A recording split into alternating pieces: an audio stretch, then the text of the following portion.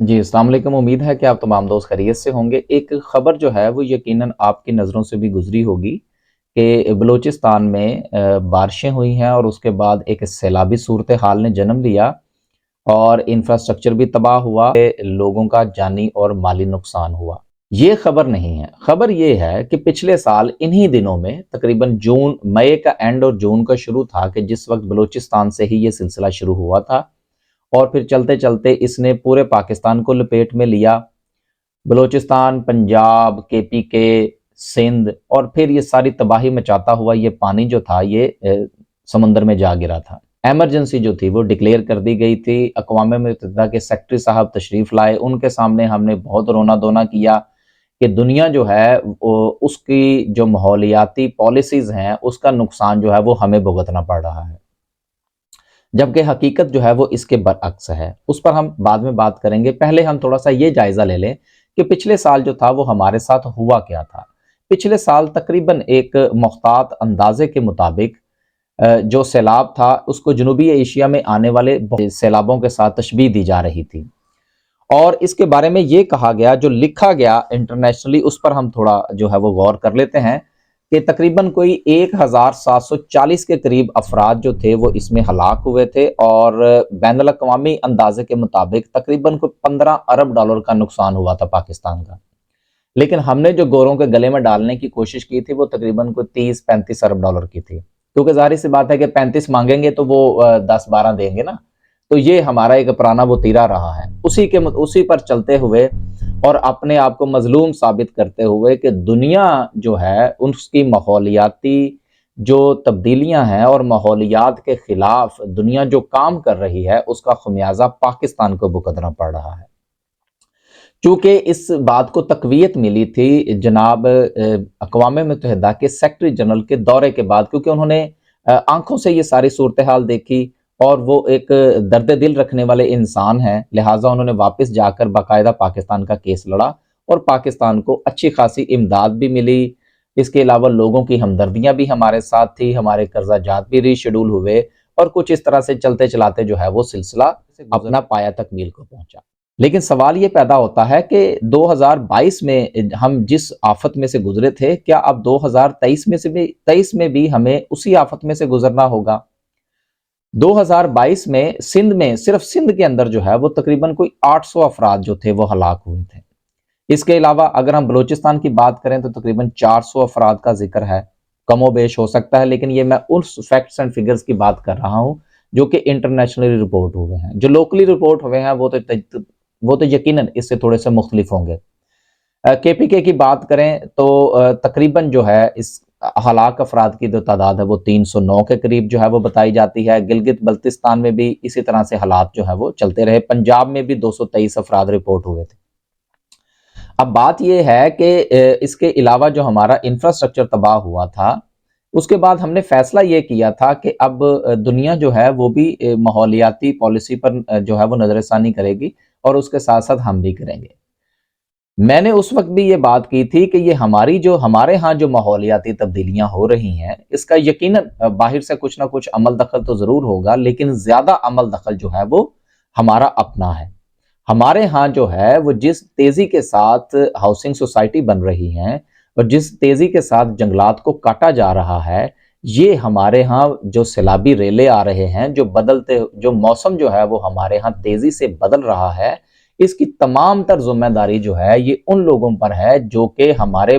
پہاڑی علاقوں کے اندر تیزی کے ساتھ جنگلات کو کاٹ رہے ہیں، چاہے وہ کے پی کے کا علاقہ ہو، چاہے وہ گلگت بلتستان کا علاقہ ہو، یا اس سے ملحقہ جتنے بھی ہمارے پہاڑی علاقے ہیں، وہاں پر جتنی تیزی سے درخت کاٹے جاتے ہیں، وہاں پر ایک باقاعدہ ٹمبر مافیا ہے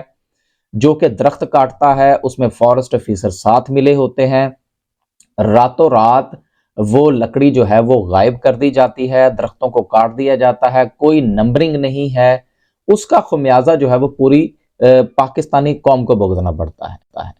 دوسری بات، اگر ہم میدانی علاقوں کی بات کریں تو جتنے بھی ہمارے سرسبز کھیت تھے، جتنے ہمارے کھلیان تھے، جتنے ہمارے باغات تھے، ان کو کاٹ کر جتنی تیزی کے ساتھ ہاؤسنگ سوسائٹیز بنائی جا رہی ہیں، آپ لاہور کے گرد و نواح میں دیکھ لیں، گجرات چلے جائیں، ملتان میں چلے جائیں،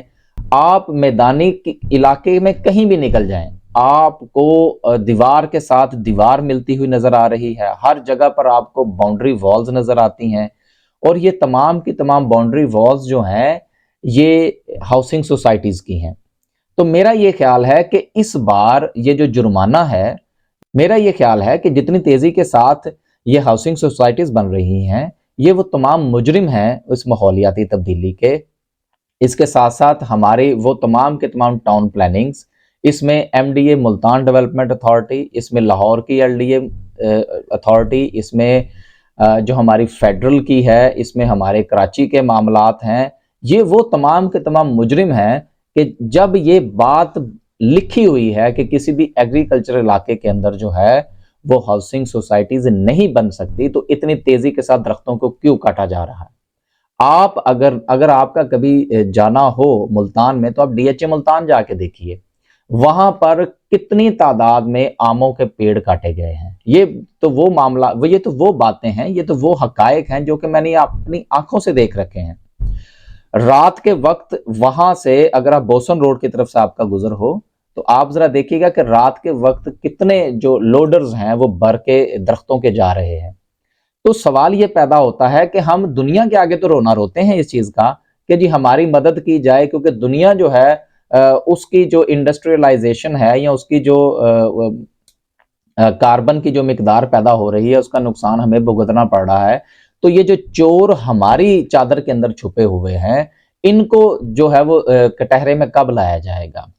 کیا بحریہ ٹاؤن سے لے کر اور یہ گلی محلوں میں کھلنے والے ٹاؤنز جو ہیں، کیا یہ باقاعدہ طور پر این او سی لے کر قانون کے مطابق اپنی ہاؤسنگ سوسائٹیز بنا رہے ہیں؟ کیا ڈی ایچ اے ملتان نے جس وقت ڈی ایچ اے بنایا تو کیا وہ تمام تر قانون کے مطابق بنا؟ یقیناً نہیں بنا۔ کیا اس میں مختلف قسم کے ہیلوں اور بہانوں کو نہیں تراشا گیا؟ کیا این او سیز کے نام پر جو ہے وہ درختوں کے گلے نہیں کاٹے گئے؟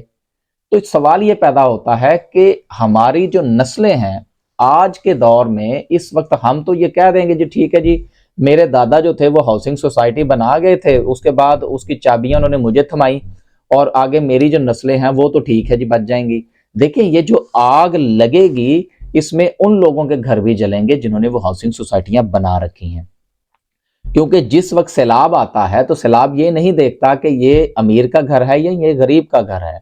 یہ جو ہے یہ ہاؤسنگ سوسائٹی بنانے والے کا ہے یا یہ اس میں پلاٹ خریدنے والے کا ہے۔ تو پاکستان میں اس وقت جتنی تیزی کے ساتھ ہاؤسنگ سوسائٹی غیر قانونی طور پر بنائی جا رہی ہیں، اس کا نقصان ہمیں ہر سال بھگتنا ہوگا۔ تو میرا یہ ذاتی طور پر خیال ہے کہ ہمیں ذہنی طور پر تیار رہنا چاہیے کہ اب ایک اور سیلاب جو ہے وہ ہمارے سر پر آن کھڑا ہے، اور اس بار اس سیلاب کا تمام تر خرچہ اور اس کا جرمانہ ان تمام ہاؤسنگ سوسائٹیز اور اس ٹمبر مافیا سے جو ہے وہ لینا چاہیے، جو کہ درخت کاٹ رہی ہے، اور جو تمام کے تمام جو فیلڈ ایریاز جو ہیں، جو ایگریکلچر ایریاز جو ہیں وہاں پر تیزی کے ساتھ ہاؤسنگ سوسائٹیز بنا رہی ہیں، اس میں چاہے بحریہ ٹاؤن شامل ہے، اس میں چاہے ڈی ایچ اے شامل ہے، یا اس کے ساتھ دیگر اور بڑی بڑی ہاؤسنگ سوسائٹی شامل ہیں۔ یقیناً اس ویلاگ کے بعد بہت سارے لوگوں کو تکلیف تو ہوگی، لیکن برداشت کیجیے۔ اللہ حافظ۔